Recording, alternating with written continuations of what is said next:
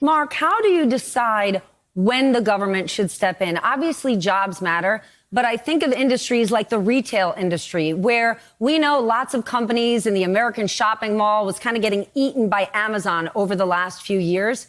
If we see big retailers go out of business here, it could be tens of thousands of jobs.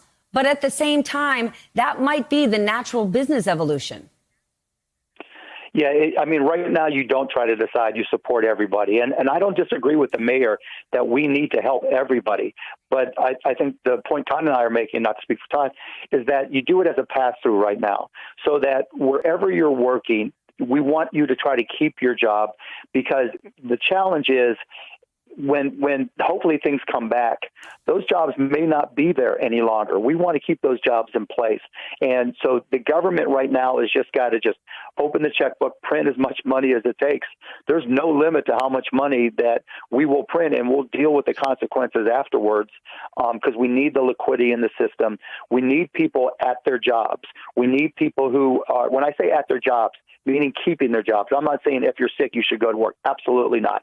Safety first. But for that person staying home, for that person who needs to take care of their kids because they're not in school, they need to be receiving their salary or their hourly wages as if they worked a full 40 hours, and receive those so that they have an income regardless of what they're actually doing for their job. But they need to be paid in a pass-through manner, because we need to anticipate that the economy will come back at some point, and we want to subsidize and do whatever it takes to keep, those business relationships between employer and employer.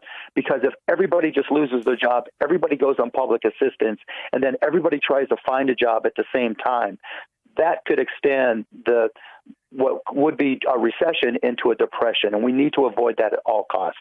So writing checks to every single industry and having those pass through to their employees, whether they're at home or at work, whatever is the smartest thing to do in this quarantine world, that's what we need to do. Because otherwise, to Todd's point, people are just going to lay everybody off, and they're going to feel okay about laying those people off because they know the government will be there to provide a check for them probably every month for going forward. We need to try to retain them at their jobs and keep those relationships alive for as long as possible.